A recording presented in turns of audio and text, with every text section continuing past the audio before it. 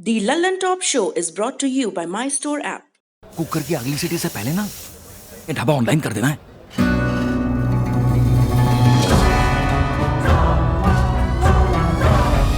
हम हो गए ऑनलाइन।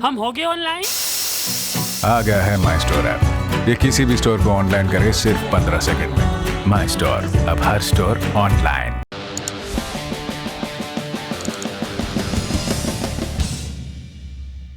किसान आंदोलन। हाल के दिनों में आंदोलन की उम्र दिल्ली की सीमा पर चल रहे धरनों के हिसाब से बताई जाने लगी है, लेकिन आप जानते हैं आंदोलन अगस्त से चल रहा है। आज के रोज इसे 5 महीने, 1 हफ्ता और 1 दिन हो गया। किसान गणतंत्र दिवस पर ट्रैक्टरों पर परेड निकालना चाहते हैं और सरकार ऐसा नहीं चाहती है, इसलिए मामला सुप्रीम कोर्ट में पहुंचा। आज के दिन केंद्र ने दिल्ली पुलिस के मार्फत एक याचिका लगवाई। इसमें सरकार ने मांग की कि दिल्ली में ट्रैक्टर मार्च और ऐसे किसी भी दूसरे विरोध प्रदर्शन पर रोक लगाई जाए जिससे 26 जनवरी 2021 का गणतंत्र दिवस समारोह उस पर असर पड़े। आपको आज कोर्ट ने क्या कहा उससे पहले ये बताएंगे। ये जान लीजिए कि दिल्ली पुलिस की याचिका में क्या था, ताकि आप जान पाएं कि सरकारें कोर्ट को बताती क्या है। कानूनी मामलों पर नजर रखने वाली समाचार वेबसाइट लाइव लॉ पर 12 जनवरी 2021 को छपी एक रिपोर्ट के मुताबिक इस याचिका में लिखा था कि मार्च द्वारा गणतंत्र दिवस की परेड में बाधा डालने की योजना है। इससे कानून व्यवस्था प्रभावित होगी और देश शर्मसार होगा। विरोध करने का अधिकार दुनिया में देश को बदनाम करने का अधिकार नहीं देता। राष्ट्रीय या वैश्विक स्तर पर देश किन चीजों से शर्मसार होता है? क्या इसे किसी कानूनी आधार को देखते हुए तय किया जा सकता है, या फिर ये विशुद्ध व्याख्या का और अपनी अपनी सहूलियत का मामला है? क्या शर्म या बदनामी की न्यायिक व्याख्या हो सकती है? अगर नहीं, तो फिर न्यायालय के सामने ये बात क्यों लिखी गई? दिल्ली पुलिस और केंद्रीय गृह मंत्रालय को बताना चाहिए कि किसान आंदोलन उनके लिए कानून व्यवस्था के प्रश्न खड़े करता है या शर्म के। जब दिल्ली की ओर आने वाली सड़कें खोदी गई थी, क्या तब ये सोचा गया था कि इससे शर्मिंदगी भी उठानी पड़ सकती है? खैर, अब एक दूसरी गंभीर चीज पर आपका ध्यान दिलाते हैं। किसान ऐन 26 जनवरी को ट्रैक्टर परेड निकालने का इरादा रखते हैं, ये तथ्य है। वो परेड दिल्ली की सड़कों पर निकालना चाहते हैं, ये भी तथ्य है।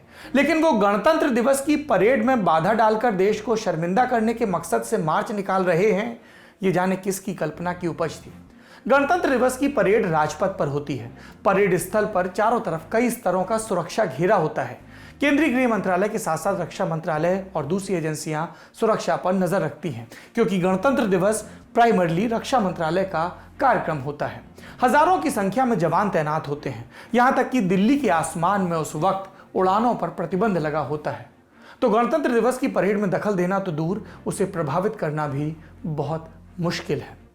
किसान आंदोलन के सबसे उग्र धड़ों ने भी कभी ये धमकी नहीं दी कि गणतंत्र दिवस के समारोह को रोककर राजपथ पर ट्रैक्टर परेड निकाली जाएगी।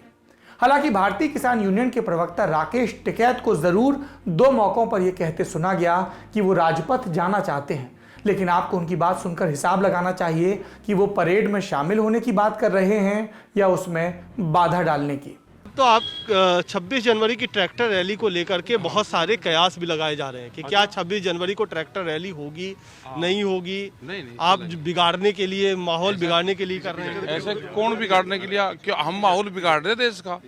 तिरंगा झंडा लेके और हम परेड में शामिल होंगे तो हम माहौल बिगाड़ रहे। क्या परेड उन्हीं की है? एक तय कार्यक्रम होता है 26 जनवरी का, उससे अगर हट करके कुछ होगा जिससे कि अगर भारत की बात कर लेंगे उनसे कि हम कैसे एडजस्ट होंगे, वे कैसे एडजस्ट होंगे, बात कर लेंगे। गणतंत्र दिवस की परेड राष्ट्रीय गौरव के साथ साथ हमारी परंपरा का मसला भी है। कार्यक्रम दशकों से एक तय योजना के तहत होता आ रहा है, इसलिए ये बात समझ आती है कि अगर ट्रैक्टर राजपथ पर आते तो असुविधा होती, व्यवधान होता। संभवतः इसी को भांपते हुए किसान आंदोलन में शामिल संगठनों ने टिकैत की बात से किनारा करते हुए काफी पहले से यह कहना शुरू कर दिया था कि उनका मार्च दिल्ली की दूसरी सड़कों पर होगा, न कि राजपथ पर। यह बात 12 जनवरी को किसान संगठनों के वकील ने सुप्रीम कोर्ट के सामने भी साफ की। 17 जनवरी की शाम को किसान मोर्चे ने भी एक बार फिर बताया कि वो मार्च कब और कहां से निकालना चाहते हैं और उसका स्वरूप क्या होगा। यह परेड आउटर रिंग रोड की परिक्रमा कर आयोजित की जाएगी। हम आशा करते हैं कि दिल्ली और हरियाणा का पुलिस प्रशासन इस आयोजन में कोई बाधा नहीं पहुंचाएगा। यह परेड पूरी तरह से शांतिपूर्ण रहेगी। किसी भी किस्म के हथियार, हिंसक कार्रवाई और भड़काऊ भाषा पर बिल्कुल मनाही रहेगी।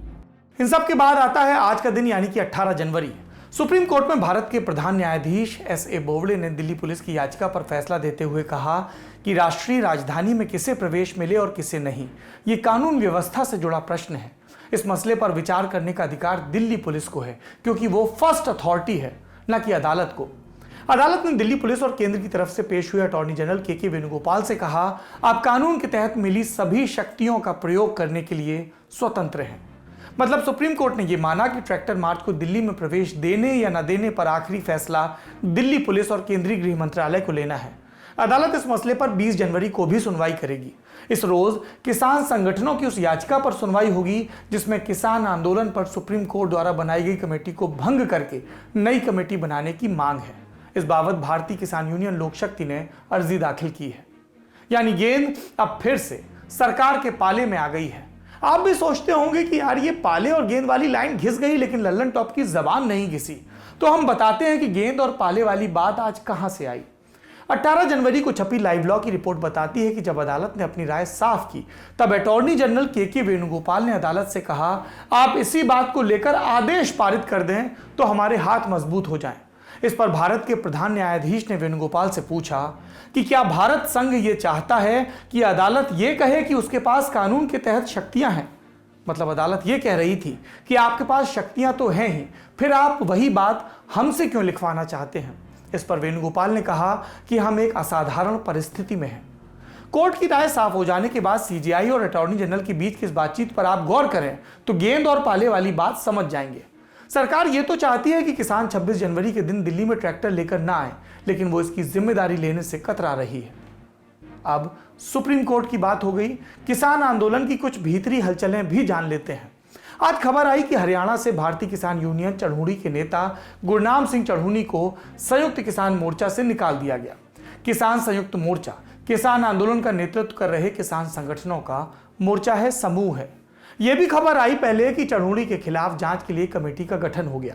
जब ये खबरें टीवी पर छाईं तो दोपहर 2 बजे के करीब किसान मोर्चे ने अपने आधिकारिक ट्विटर हैंडल पर सूचना दी कि चढ़ूड़ी को निकाला नहीं गया है, हाँ उनके खिलाफ कमेटी का गठन जरूर हुआ है। अब आपको बता देते हैं कि पूरा मामला क्या है।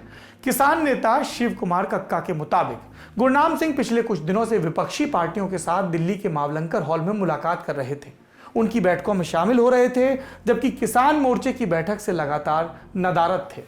किसान मजदूर संघर्ष कमेटी के नेता सतनाम सिंह पन्नू का भी कहना है कि गुरनाम सिंह के इस कदम के चलते किसानों में और संगठनों में नाराजगी है।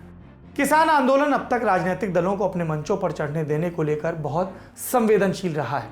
राजनीतिक हस्तियों को आंदोलन के मंच पर नहीं चढ़ने दिया जा रहा, इसलिए इन बातों के सामने आने के बाद चढ़ूड़ी के खिलाफ समिति बनाई गई। आंदोलनकारी किसान संगठनों के मुताबिक संयुक्त किसान मोर्चा चढ़ूड़ी द्वारा बुलाई गई राजनीतिक दलों की बैठकों या फिर दूसरी गतिविधियों से इत्तेफाक नहीं रखता। मोर्चे की बनाई कमेटी 3 दिन में रिपोर्ट देगी, जिसके बाद आगे का कदम उठा जाएगा। इस पूरे प्रकरण पर चढ़ूड़ी ने भी सफाई दी, वो भी सुन लीजिए। ये निजी किसी का हो सकता है, संयुक्त किसान मोर्चे का आरोप नहीं है। ये आरोप कक्का जी का है, जो खुद जो है वो आरएसएस का दलाल है और राष्ट्रीय जो किसान संघ है उसका वो लंबे टाइम तक प्रधान रहा है, जो आरएसएस की एक ब्रांच है, और अब उसने अपना अलग संगठन बनाया हुआ है। ये उसका आरोप है और ये आरएसएस की चाल है आरोप लगा के आंदोलन को तोड़ने की। किसान आंदोलन से जुड़े नेताओं ने प्रेस को संकेत दिए कि चढ़ूड़ी के खिलाफ कोई सख्त कदम नहीं उठाया जाएगा। संदेश ये है कि कोई अनुशासन न तोड़े और राजनीति से दूर रहे। इन्हीं सारी बातों के बाद अब टिप्पणीकार इस बात पर गौर करने लगे हैं कि किसान मोर्चा की अंदरूनी राजनीति की उठापटक आंदोलन के भविष्य पर क्या असर डालेगी। किसान आंदोलन से जुड़ी एक और खबर 15 दिसंबर 2020 से भी जुड़ी है। इस दिन गृह मंत्रालय की शिकायत पर एक एफआईआर दर्ज की गई। इसमें कहा गया कि सिख फॉर जस्टिस और दूसरे खालिस्तानी सिख संगठन भारत में डर और अराजकता फैलाने की साजिश रच रहे हैं और भारत सरकार के खिलाफ विद्रोह के लिए भड़का रहे हैं लोगों को। एफआईआर में यह भी कहा गया कि प्रोपेगेंडा फैलाने के लिए अमेरिका, ब्रिटेन, कनाडा और दूसरे देशों में फंड जमा किया जा रहा है। एफआईआर दर्ज होने के बाद एनआईए ने करीब 40 लोगों को पूछताछ के लिए बुलाया। इसमें किसान नेता बलदेव सिंह सिरसा, फिल्म कलाकार दीप सिद्धू, उनके भाई मान सिद्धू, दिल्ली लुधियाना के बीच किसानों के लिए बस चलवाने वाले 3 ट्रांसपोर्टर, खालसा एड एनजीओ और किसान आंदोलन के समर्थन में खुलकर बोलने वाले पत्रकार भी शामिल हैं। बलदेव सिंह सिरसा ने स्वास्थ्य कारणों का हवाला देते हुए एनआईए के सामने पेश होने से मना कर दिया। संयुक्त किसान मोर्चा ने एनआईए द्वारा नोटिस भेजे जाने की निंदा की। किसान नेताओं ने इस मामले को केंद्र सरकार के साथ बैठक में भी उठाया था। किसान नेता दर्शन पाल ने कहा कि एनआईए ने उन लोगों के खिलाफ केस दर्ज करना शुरू किया है जो किसान आंदोलन का हिस्सा हैं या इसका समर्थन कर रहे हैं। हम इसके खिलाफ संघर्ष करेंगे। घुटना, कंधा या कमर, चाहे जैसा हो दर्द, डॉक्टर ऑर्थो आपको देता है दर्द से पूरी आजादी, एक भरपूर जिंदगी।